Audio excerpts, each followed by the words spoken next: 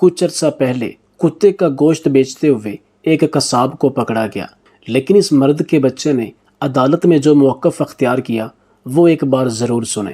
اس کے موقف میں اس قدر جان تھی کہ سنتے اور دیکھنے والا ہر شخص دنگ رہ گیا، اور اس معاشرے میں رہنے والا ہر سرکاری یا ظالم اہلکار اپنے گریبان میں جھانکنے پر مجبور ہو گیا۔ ایک قصائی کتے کا گوشت فروخت کرنے کے جرم میں گرفتار ہو گیا۔ جب اسے جج صاحب کے سامنے پیش کیا گیا تو جج نے پوچھا، کیا یہ سچ ہے کہ تمہارے پاس سے کتے کا گوشت برآمد ہوا ہے؟ ملزم: جی جناب، یہ سچ ہے۔ جج: تمہیں شرم نہیں آتی کہ تم انسانوں کو کتوں کا گوشت کھلاتے ہو؟ ملزم: نہیں جناب، میں انسانوں کو کتوں کا گوشت نہیں کھلاتا۔ جج نے حیرانگی کے عالم میں کہا، کیا مطلب؟ ابھی تو تم نے خود اقرار کیا۔ ملزم: ہاں جناب، میں نے اقرار کیا کہ میرے پاس سے کتے کا گوشت پکڑا گیا ہے، لیکن وہ گوشت میں نے کسی انسان کو نہیں کھلایا۔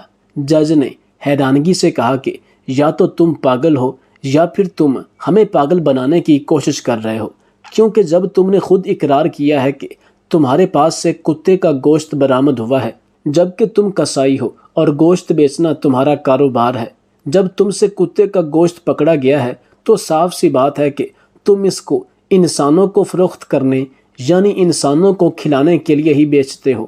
ملزم نے پھر وہی جواب دیا کہ جناب، میں انسانوں کو کتوں کا گوشت نہیں کھلاتا، لیکن یہ سچ اور حقیقت ہے، اور میں نے خود اقرار کیا ہے کہ میرے پاس سے کتے کا گوشت پکڑا گیا ہے، لیکن وہ گوشت میں نے کسی انسان کو نہیں کھلایا۔ جج نے سر پکڑ کر کہا کہ تو پھر وہ گوشت کس کو کھلایا؟ یا جو تمہارے پاس کتے کا گوشت برآمد ہوا ہے وہ تم کس کو کھلاتے ہو؟ ملزم نے کہا کہ جج صاحب، میں نے وہ کتوں کا گوشت کتوں کو ہی کھلایا ہے، یعنی کہ کتوں کا گوشت میں نے کبھی کسی انسان کو نہیں کھلایا نہ فروخت کیا، بلکہ کتوں کا گوشت ہمیشہ کتوں کو ہی دیا ہے۔ جج: کیا مطلب؟ میں تمہاری بات کا مطلب نہیں سمجھا۔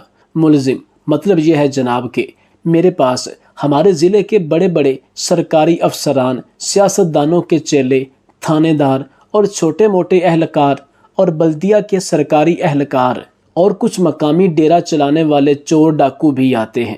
یہ جب بھی آتے تو مجھ سے اپنے عہدے اور روب کی وجہ سے مفت میں چھوٹا گوشت لے کر جاتے تھے، اور نہ دینے پر سرکاری اہلکار مجھے جرمانے کی دھمکیاں دیتے تھے، جبکہ دیگر ظالم ڈاکو یا ڈیرے دار مجھے چوری کی دھمکی دیتے تھے، حتیٰ کہ کچھ تو قتل کرنے کی دھمکی دیتے تھے کہ ہم تمہارا یہ پھٹا یہاں سے بند کروا کر تجھے قتل کر دیں گے، کوئی کہتا کہ ہم تمہارے بچے اغوا کر لیں گے۔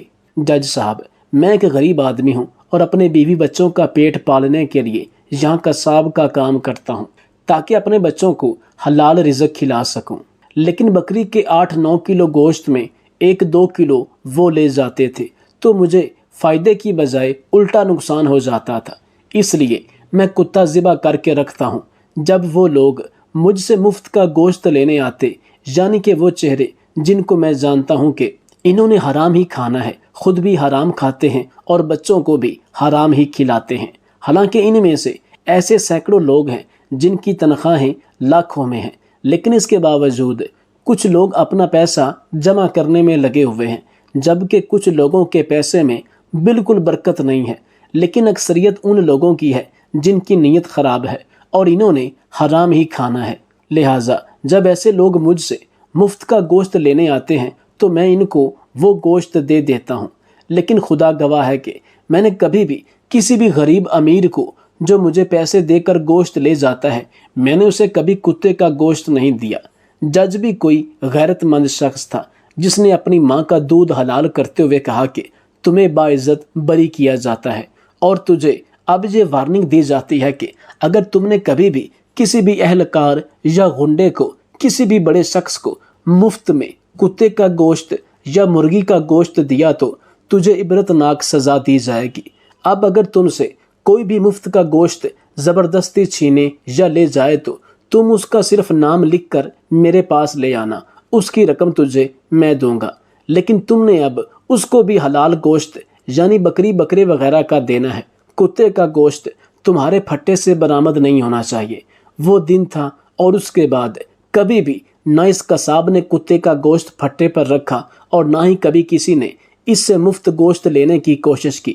یہاں پر نیلسن منڈیلا کا سنہری جملہ یاد آتا ہے کہ غربت خیرات سے نہیں بلکہ انصاف سے ختم ہوتی ہے۔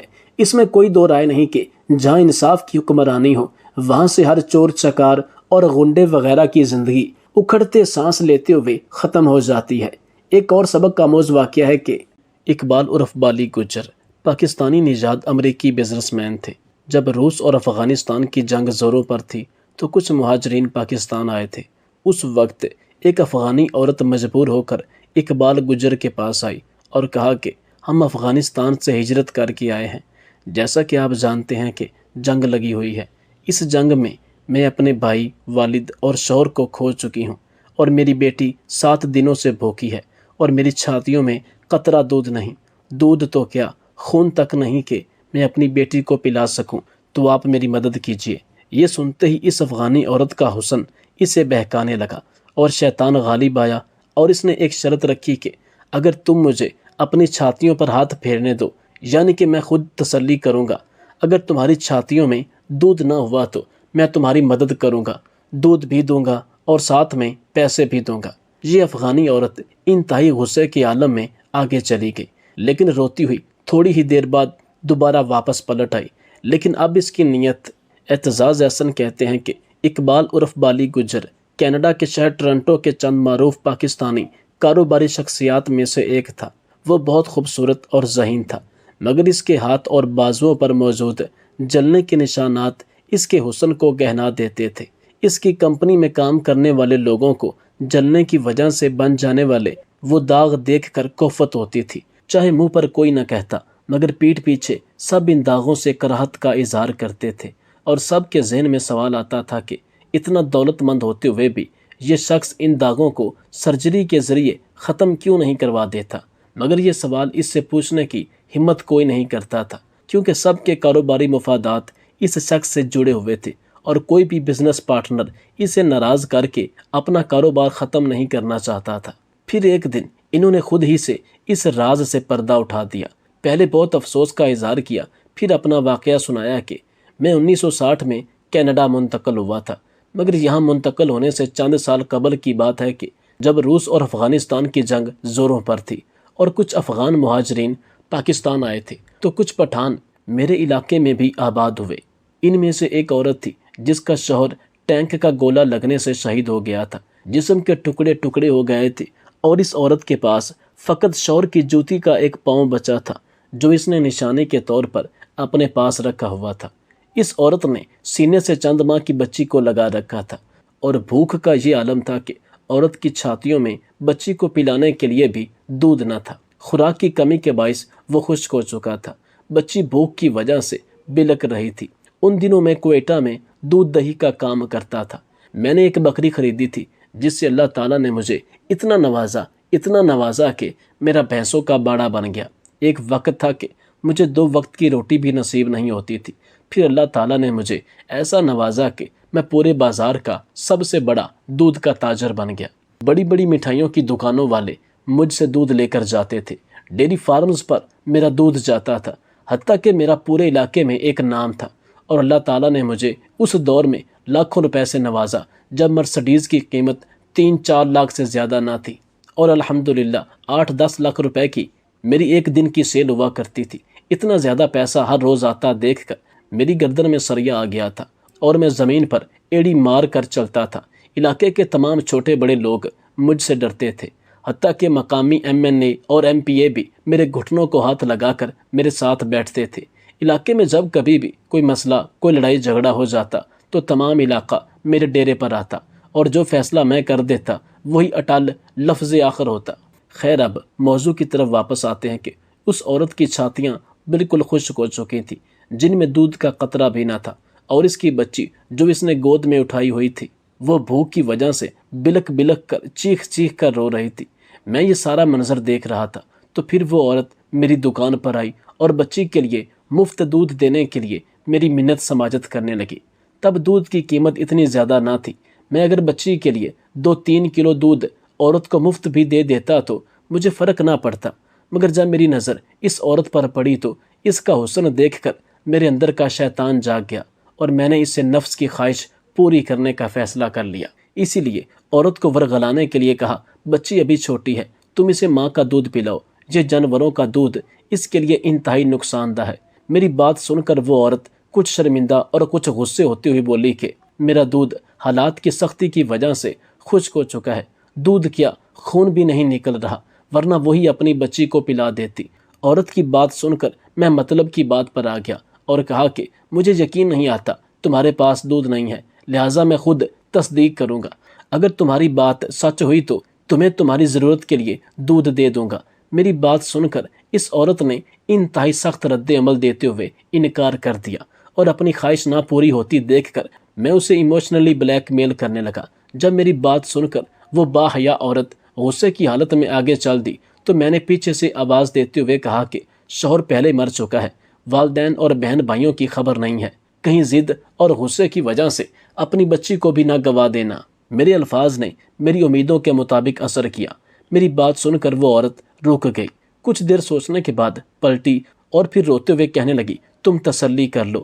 میں اس کے آنسوؤں کو نظر انداز کرتے ہوئے اپنے ہاتھ ناپاک ارادے سے پھیرنے لگا اور ساتھ ہی اس سے رونے کی وجہ پوچھی تو اس نے بتایا کہ میں اس لیے رو رہی ہوں کہ آغاز اسلام میں جب کوئی سوالی دہلیز پر آتا تھا تو اس کا دین دھرم جانے بغیر نبی کریم صلی اللہ علیہ وسلم کی بیٹی اپنا دوپٹہ یہودی کے پاس گروی رکھ کر بھی سوالی کی مانگ پوری کر دیا کرتی تھی، اور آج مسلمان کے پاس سب کچھ ہوتے ہوئے بھی جب امت محمدیہ صلی اللہ علیہ وسلم کی یہ بیٹی ایک مسلمان کی دہلیز پر آئی تو اس مسلمان نے اللہ کے نام پر دینے کی بجائے شیطان کی بات مان کر دینا مناسب سمجھا۔ اس مظلوم عورت کے یہ لفظ محض لفظ نہیں، تیر تھے جو مجھ پر چل گئے۔ اس کے الفاظ سن کر مجھے ایسا لگا کہ جیسے میں اپنی بہن کے ساتھ بدکاری کرنے کا سوچ رہا ہوں اور اپنی بہن کی چھاتیوں پر ہاتھ پھیر رہا ہوں۔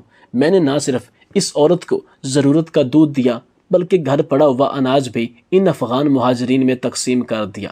میں سارا دن ساری رات رو رو کر اللہ تعالیٰ سے اپنے گناہوں کی معافی مانگتا اور کہتا، یا اللہ، عذاب دینا ہی ہے تو اس دنیا میں کوئی آزمائش دے دے، میں آخرت کے عذاب کو نہیں سہ پاؤں گا، الہی مجھے بخش دے۔ میں روتا جاتا اور فریاد کرتا جاتا۔ کچھ عرصہ بعد میں کھڑا دودھ ابال رہا تھا کہ گرم دودھ کے گرنے سے میرے ہاتھ جھلس گئے اور میں نے پاکستان کے کئی حکیموں اور ڈاکٹروں کو اپنے ہاتھ چیک کروائے، لیکن وہ بجائے ٹھیک ہونے کے زخم دن بدن بڑھتا گیا۔ ایک ڈاکٹر نے تو یہاں تک کہہ دیا تھا کہ یہ انفیکشن آپ کے پورے بازو میں پھیل جائے گا، لہٰذا آپ اپنے ہاتھ کٹوا دیجئے۔ یہ سن کر میں تعجب میں اتنا رویا اور میرے اندر سے آواز آئی کہ اے ظالم انسان، تو نے ایک یتیم بچی کے ساتھ یہ رویہ اختیار کیا ہے۔ تجھے یتیم بچی کا رونا نظر نہیں آیا بلکہ اس کی ماں کی عزت کو بری نگاہ سے دیکھنا زیادہ محبوب تھا۔ اب لے مزہ۔ میں بہت زیادہ پریشان رہنے لگا کہ شاید اللہ تعالیٰ مجھے میرے اس گناہ کی سزا کے طور پر یہ سارا منظر دکھا رہا ہے۔ میں دن رات اٹھتے بیٹھتے اپنے گناہوں کی اللہ تعالیٰ سے معافی مانگتا اور اپنے کیے پر شرمندہ ہوتا، اور پھر ایک دن میرے ایک دوست نے مجھے علاج کے لیے کینیڈا بلا لیا۔ یہاں میرا علاج ہوا اور میرے ہاتھ ٹھیک ہونا شروع ہو گئے۔ پھر یہیں میں نے اپنا کام شروع کر دیا اور یہیں شادی کر لی۔ میرے ہاتھ تو ٹھیک ہو گئے مگر جلنے کے نشانات باقی رہ گئے۔ اللہ تعالیٰ نے مجھے ترقی دی اور میں نے کروڑوں ڈالر کا بزنس سیٹ کر لیا، مگر اپنے ہاتھوں کی سرجری نہیں کروائی۔ میں اچھی طرح جانتا ہوں کہ میرے ہاتھوں کو دیکھ کر لوگوں کو بہت کراہت محسوس ہوتی ہے، مگر انہی ہاتھوں کو دیکھ کر مجھے اپنا گناہ یاد آ جاتا ہے اور میں اللہ تعالیٰ سے معافی مانگنے لگتا ہوں۔ بس یہی وجہ ہے کہ میں نے کبھی ہاتھوں کی سرجری نہیں کروائی کہ انہیں دیکھ کر بار بار معافی مانگنے سے شاید میری توبہ کبھی قبول ہو جائے۔ اعتزاز احسن کہتے ہیں کہ یہ واقعہ وہ اپنے کولیگ کو سناتے ہوئے اس طرح رویا کہ جیسے ایک بچے کی ہچکی بندھ جاتی ہے۔ اعتزاز احسن کہتے ہیں کہ یہ صرف ایک شخص کا واقعہ نہیں ہے بلکہ پاکستان میں اکثر لوگ ایسے رہتے ہیں جو مجبور لوگوں کی مجبوریوں سے ناجائز فائدہ اٹھاتے ہیں فقط وقتی ہوس پوری کرنے کے لیے۔ اس دنیا میں مجبور اور مظلوم لوگوں کو دیکھ کر کچھ لوگ ان پر مزید ظلم کرتے ہیں اور اسی بات سے انہیں خوشی ملتی ہے، حالانکہ جب وہ ایسا کر رہے ہوتے ہیں تو انہیں علم نہیں ہوتا کہ اللہ پاک کی ذات کو ان کی یہ حرکت دیکھ کر کتنا غصہ اور جلال آ رہا ہوتا ہے۔ مظلوم اور مجبور کی آہ عرش چیر کر اللہ تک پہنچتی ہے اور مظلوم و مجبور سے زیادتی کرنے والوں کی پکڑ اس دنیا میں بھی ہوتی ہے اور پھر آخرت کی منزل تو بہت سخت ہوتی ہے۔